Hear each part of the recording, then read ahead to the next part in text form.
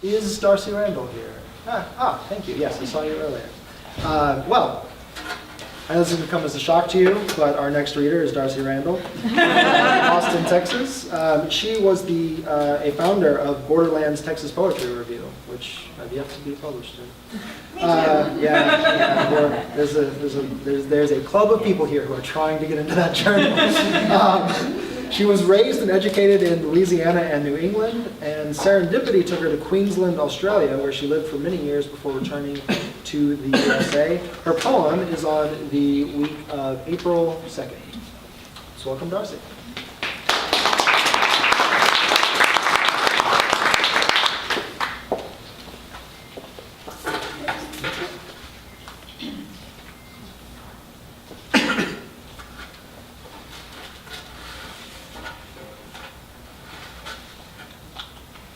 On the cypress limb, freshly crashed across the stream, danced the night heron, by the ruins of its nest, beak pointing to the drained sky.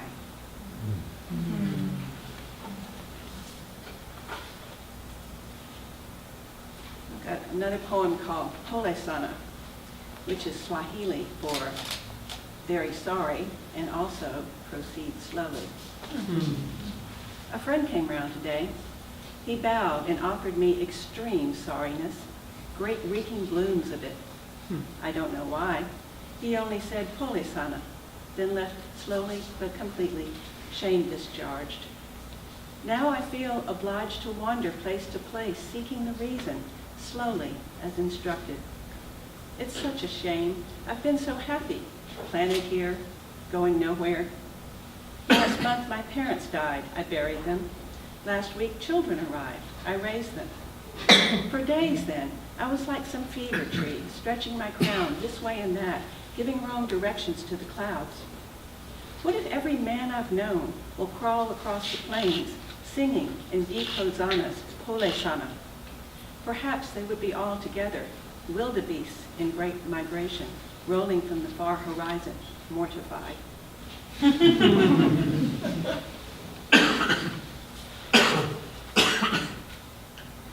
And I'd like to read a poem from Katha Pollitt, who was good enough to send me her book, The Mind-Body Problem. It's called Lilacs in September. Shocked to the root, like the lilac bush in the vacant lot by the hurricane, whose black branch, split by wind or rain, has broken out unseasonably into these scant ash-colored blossoms lifted high as if to say to passers-by, what will unleash itself in you when your storm comes? Thank you.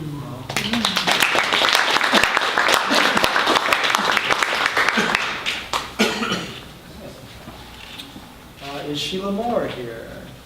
I think so. All right. In that case, our next reader is Schiesser.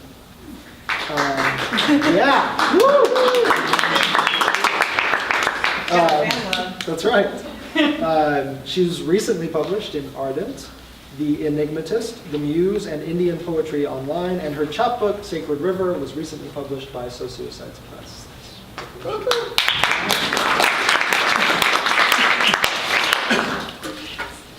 Good evening. Can you hear me? Yes.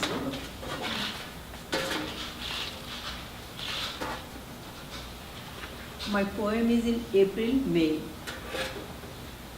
Bathing spree in Wimberley. A drift of swans twitter and chatter across the ruffled surface of a pond. Some cygnets dive up and down, playing a game of hide and seek. Others toss their heads nonchalantly, flap their feathers and preening. Then, in unison, they all clamber ashore and ladylike walk away, swinging their hips provocatively.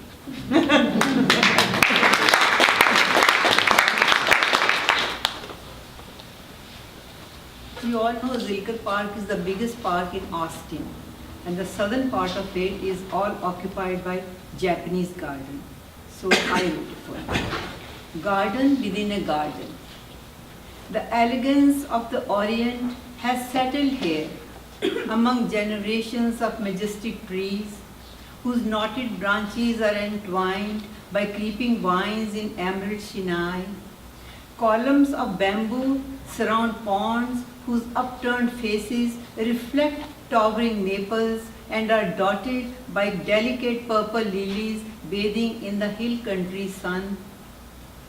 Weeping willow bows with the humble grace of geisha, while a cacophony of blue jays and the throaty bark of grackles echo against slumbering magnolia leaves.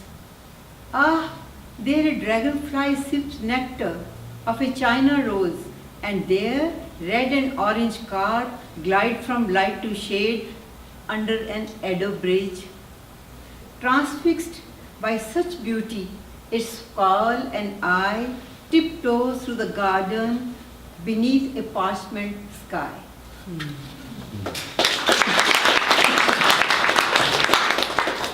The next one is chasm. Chasm.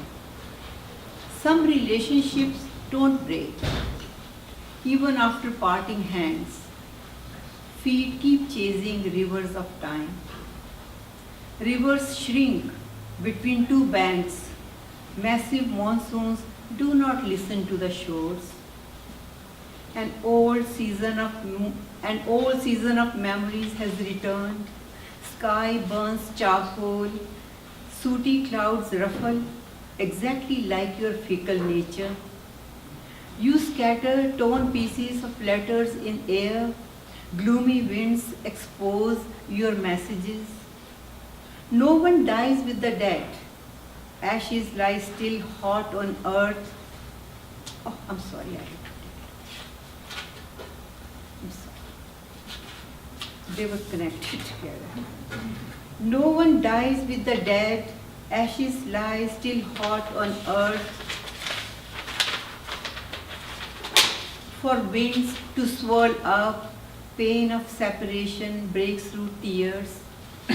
Shadows of heart, plowing plants of sadness, long sighs buried under ribs reverberating. I have placed on my tongue a capsule of your burning pain. It neither melts nor slides, scorches throat, lung, and then heart. Thank you.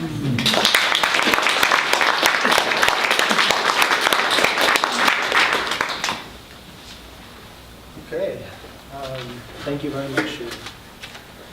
Our next poet is Diana Conces. She's from Round Rock, Texas, and has poems in Art Lines 2, Art into Poetry, the 2016 Texas Poetry Calendar, and Best of Austin Poetry, as well as anthologies from Kind of a Hurricane Press, which is in Houston, is that right? Kind of a Hurricane? No? Yeah. I'm just wrong again. And on a Capital Metro bus right here in town. And if you haven't ridden around on the buses enough to see it, I recommend you do. It's lovely. Now her poem is on the week of May 7th. Looks like this. Let's welcome her up.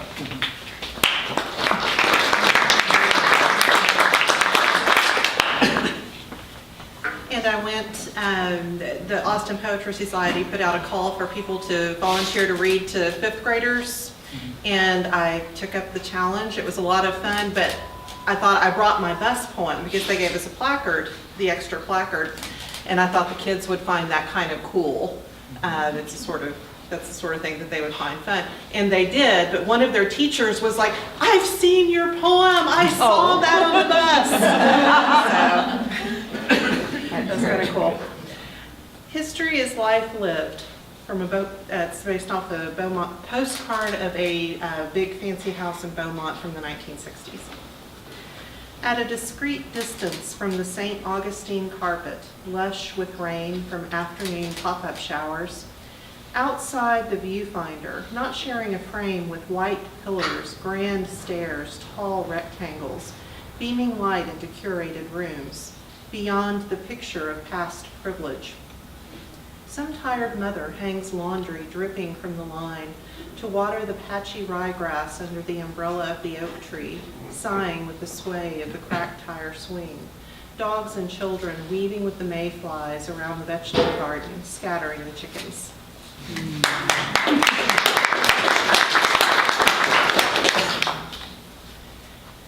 This one is called Origami. I found it on my computer. It was one of those lost treasures.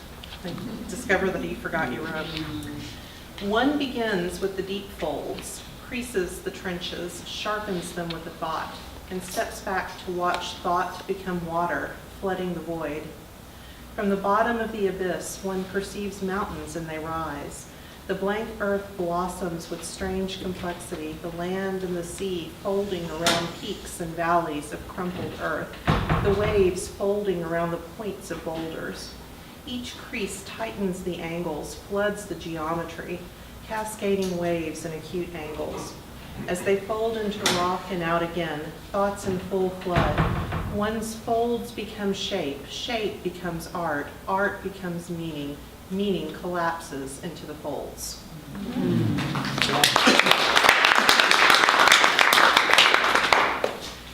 And this one's called Captivate.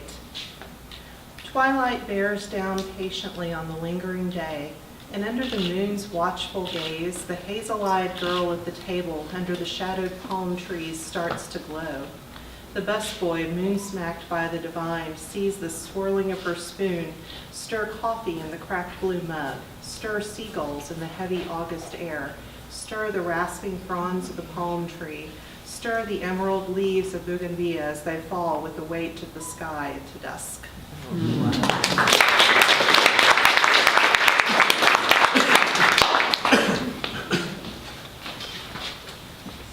Is Betsy Joseph here?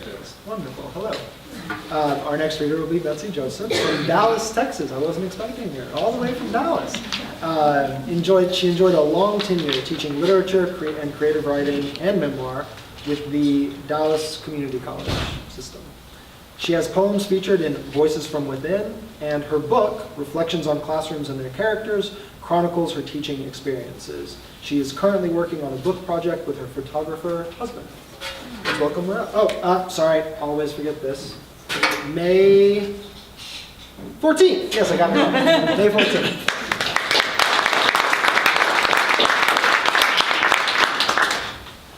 Good afternoon. Good afternoon. I will begin my reading with the poem featured in the Texas Poetry Calendar.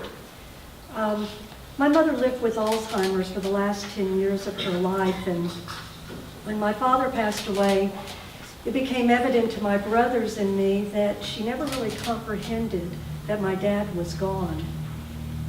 I tried to imagine what my mother must have thought, must have felt about his absence from her life, and my imaginings led to this poem. It's entitled From My Mother's Voice, so it's another mother poem. I lived with a man for 66 years, an earnest man with West Texas roots, and one day he disappeared. I looked for him behind me. I looked for him in corners. I looked for him in bed where he would spoon and wrap his weakened arms around me. I wanted him to appear, to share a table with me, to touch my face, touch our hands. Instead, a familiar stranger would come, rub my hands and arms with lavender lotion, murmur unintelligible sounds that soothed and calmed me. Her dark doe eyes looked much like my husband's, and I would stare into them until she slipped away to return some other time. I lived with a man for 66 years, and one day he disappeared. At long last, I decided to find him. I pulled at the air as if it were a veil, as if he were standing behind it, in the gauze of pale light, in the lingering scent of lavender.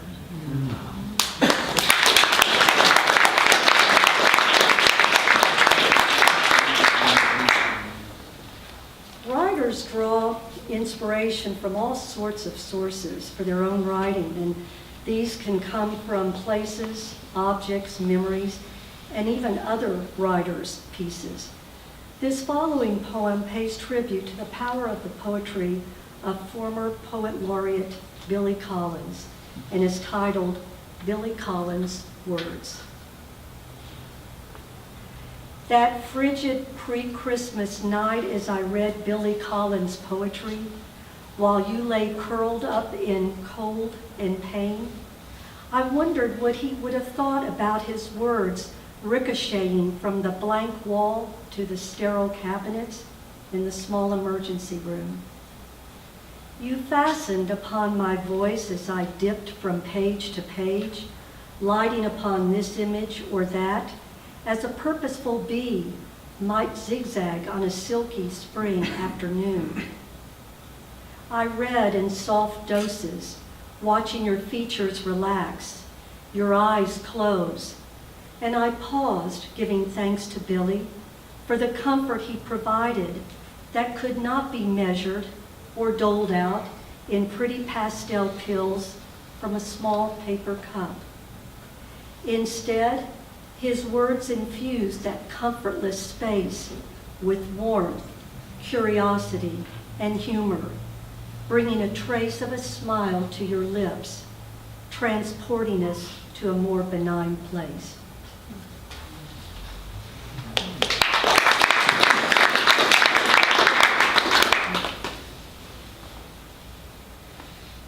Growing up with two older brothers, I tended to be a tag-along. Given my preference, I would choose them and their activities over the two girls close to my age who lived next door and across the street. My brother's feelings were not mutual, understandably. After all, I was the kid's sister. For my final poem, since both brothers are in the audience, I'm going to share a piece that centers on a particular sibling memory. Upon having no marbles, a young sister's lament. Never underestimate the grit of a 6-year-old sister. Bent on playing marbles with brothers but having none, marbles that is, the brothers are here to stay. She pleads dramatically with her mother for a ride to the nearby Five and Dime. 6-year-olds, unlike mothers though, are not in the middle of some important household task. 6-year-olds are single-minded and can be relentless in their demands. Once home with marbles in hand, the prettiest this young sister could select, the colors kaleidoscopic, she bounces into the room boldly triumphant. It is empty, however, and bereft of brothers. The mesh bag remains clutched in hands, now sweaty and clenched, in a room once rowdy turned still. The brothers, it turns out, had tired of marbles and moved on next door for a long game of Risk. Her mother, of course, resumed her interrupted chores. The sister sighs deeply, disappointed and deflated.